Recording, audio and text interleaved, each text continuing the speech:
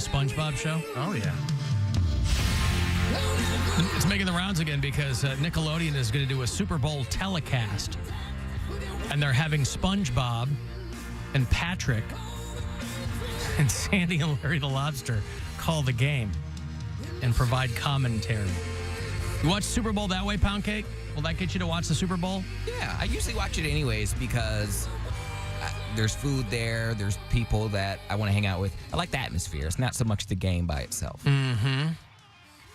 Well, yeah. I mean, who do we think will be in the Super Bowl? It'll be the who? The Chiefs. Not the who. And it'll be the Browns and the who in the Super Bowl. Yeah. Ursher. Ursher? Ursher. Well, he's doing the halftime show. He's going to be in the Super Bowl. Right, but what teams? What teams are going to be in the Super Bowl? What's your Cleveland Super Bowl sports talker? Yeah. What's your prediction? What teams are going to be in the Super Bowl? I mean, surely you've thought of this, as Mary points out, that Cleveland scene party is tonight. Poundcake's opted to go to Mariah Carey because, frankly, why wouldn't he? But as Cleveland's voted by the readers of Cleveland Scene magazine, Cleveland's best sports talker, who do you think will be in the Super Bowl this season? Well, the Philadelphia Eagles had their best season ever, so I'm going to say them again. Okay. Eagles and? What do you think that means? Don't ask. No, I want to know the answers to these questions. These are all valid questions. I want to know what he means. I want to know I don't even know if I know. I haven't really given it much thought. I don't know. I looked it up, and it said they had their best season ever this season, so. But the season's still going. Well, they're doing their best. Well, he's saying so far they've had their best season ever? That's what I read. In the history of the franchise. I mean, the Eagles are usually a pretty good team. Best record so far throughout. That I can believe. And so who do you lost think twice. who do you think they'll play? You got your NFC team. Who do you think they'll play? Eagles and Seahawks. No, both NFC teams. You need an AFC. You need an team. AFC team. Mariners. That is a Major League Baseball team. Oh, okay. Also in Seattle, though. Yeah, why Seattle? He's really stuck on Seattle. I mean, the Seahawks aren't even that great this season. Browns are doing better than the Seahawks this season. Wait, Could it be the Eagles and the Browns? I mean, Browns have a higher mathematical climb, but let's say Eagles and Bills, or Eagles and Miami, maybe. Sure. All right, well, we just want to get his take. I mean, we don't have a goat doing this heavy lifting for us anymore, so I need to rely on Poundcake. You tell me. us. You've seen Ace Ventura, Pet Detective. Sure, something fish related. Not a fish, a Well- mammal. It's in the water. And you went with Seahawks and Oh, wait a Mariners, minute. so clearly Tampa Bay you've got... Buccaneers. That's the that's Tampa NFC. team. Not Miami. The Miami football team is the Tampa Bay Buccaneers. No, I forgot. Because The Miami... you know it. I know you know. Because once you say, I'm going to be real mad. I'm not going to say it. It's aquatic. It's a mammal. There's only two. It's a very, very smart animal. Dolphins. The dolphins. Dolphins. That's absolutely correct. Wow, he did it. He did it. The Miami Barracudas. That's what you were going to go with. Okay. So that's your prediction? Yep, Dolphins and The Dolphins. Eagles. Mm-hmm. It's very animal-centric. I was reading about this. A former employee for the Jacksonville Jaguars. Oh, I saw this. This is crazy. Holy Christ. You want to talk about no one at the wheel. A guy named Amit Patel, who worked for the Jags for 5 years. During that time, he stole $22 million. That's like half a mil. Okay, so over the course of 4 years, because they say 2019 to 2023. 4 years, $22 million. That's a lot of money. Mm-hmm. Nobody noticed How? over the course of 4 years. It's $5 million a year. Yeah. People aren't doing their jobs. He exploited the organization's virtual credit card program. And he used the money to buy 2 vehicles, a condo, a designer watch worth over $95,000. He bought crypto, I guess assuring that they're never going to get some of that money back. And he spent a lot of money on online gambling sites. It's one of those things, if you didn't get so greedy, you probably could have got away with it forever. If you had taken less money, I mean, yeah. But I can't believe over 4 years nobody. Is that like $500,000 a month?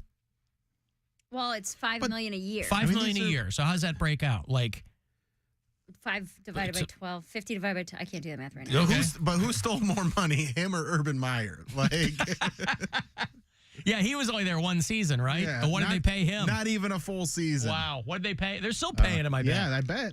Urban Meyer. Urban Meyer, Jaguars contract. So this guy is... he was getting... it was $12 million per year. Mm-hmm. That was around $60 million total. And what he went like 3-12 or something with the Jaguars, and he was there. Like they had a terrible record, right? I don't think he made it that. I think didn't make it to week 15? he made it to like maybe he did, but yeah, they were very bad. Yeah. But man, 4 years, you embezzle $22 million, and no flares go up in the organization. Because it doesn't sound like he had some master system set up. He was just doing stuff because nobody was watching. Mm-hmm. And you start off doing that, and then you go, how long can I do this?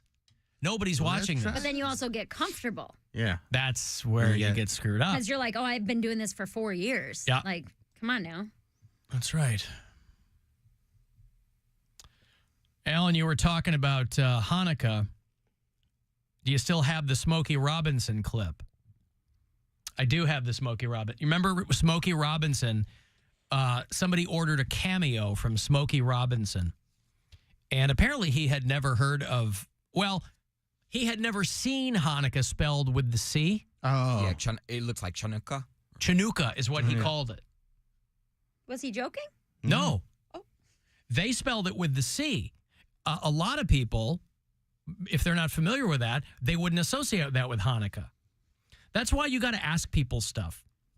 Like if I get a cameo request, I am always asking people stuff. Hey, how do I pronounce your wife's name or whatever? Is it like this or like this? Because the last thing you want to do is just be a douche and, you know. But if you're Smokey Robinson, you're probably getting a lot of cameo requests and you're just blowing through them. Hey, Marco, how you doing? Surprise, surprise. This is Smokey Robinson. I know you didn't expect to hear from me, but I was contacted by your sons, Jeff and Jared, and they wanted me to wish you happy Chanukah.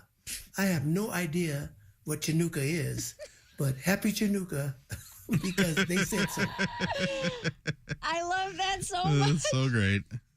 They probably loved it too. Like, it's not disrespectful, is it? Happy Chanukah. They made fun of him on SNL that week. You remember that? Chris Redd sat there and because Smokey Robinson had like a gold chain on and a pink V-neck sweater. And Chris Redd did update. Well, I did some research. The internet has some fantastic resources like Google and Wikipedia. Turns out it's not pronounced Chanukah, it's Hanukkah. And there's a whole race of people that have been celebrating it for thousands of years. Wait, are you just now hearing about Jewish people? Hold up. You know about Jewish people already? Of course I know about Jewish people. I work in show business. Ooh, you young people are something else. You hear about, they got their own little hats called the yarmulkes.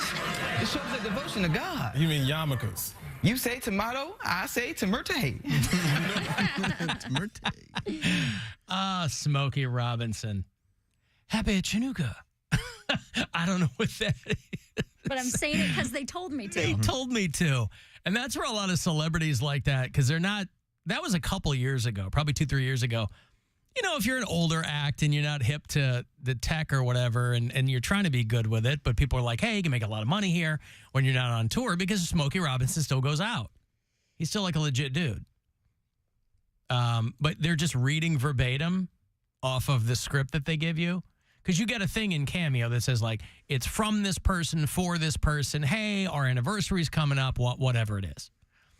But you got to be careful because some people get burned because they've gotten requests to do cameos and people are trolling them and they don't really realize it. So they end up saying stuff where they're like, hey, I want to say hi to my white power brothers or whatever. And then there's a video of you talking about some organization that you didn't realize was super sketch. That's happened a few times and people have gotten burned with that. So you really got to kind of, be careful. After my dad died, so there was this group during COVID called the Social Distancing Social Club that did Zoom comedy shows. And they ended up growing a pretty rabid following where they'd have like 100 people in these Zoom shows watching stand-up comedy from your living room. Rabid because of the COVID? Yes. Yeah. Foaming everything. But after my dad died, I was a regular on that show. And after my dad died, they had Kevin from The Office send me a "We're sorry your dad died" cameo. And I was like... He's the #1 earner on Cameo. I know he is, but he was like, I bet you didn't expect to hear from me. But it was just such a... Not awkward. It felt very nice that people thought of me in that way. Sure. And I know he's not cheap to get a cameo from, but it's got to feel weird for the celebrity, right? To be like, hey, I'm so sorry to hear about your mom dying. They don't know who you are. I think that doing them with the regularity that he was, he's probably done cameos for every possible situation at that point. And he's got a nice face.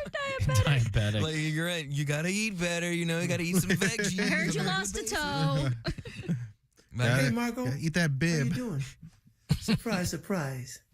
This is Smokey Robinson. I know you didn't expect to hear from me. But I was contacted by your sons, Jeff and Jared, and they wanted me to wish you happy Chanukah. I have no idea what Chanukah is, but happy Chanukah because they said so. Because they said so. So I just want to say fentanyl sucks, meth ain't that bad, and weed, cannabis, that's the green goddess, baby. That's the creme de la creme, the royal crop. It don't get no better than that. It is amazing. It's phenomenal. You can make love to it. You can have it any type of way. 420, blaze it, buddy. Come on. Love the show. Hate the show. Whoa. That's a lot. Smoke weed every day. I assume when he said you can make love to it, he meant on it. Yeah, I think I don't know if he's banging his weed. You talking about? You can get like a weed like lubrication. Is that called sticky icky? Hey. Oh, hey. You should move to New York. Where's your going? Yeah, somebody texted me and they're like, Alan, I'm so disappointed in Poundcake. If he had applied for that Breakfast Club gig, he and Mary could be moving to New York at the same time. Be roommates. You could be working in the same building. Oh. Cody. Well, you have disappointed this rando, Poundcake, this random texter.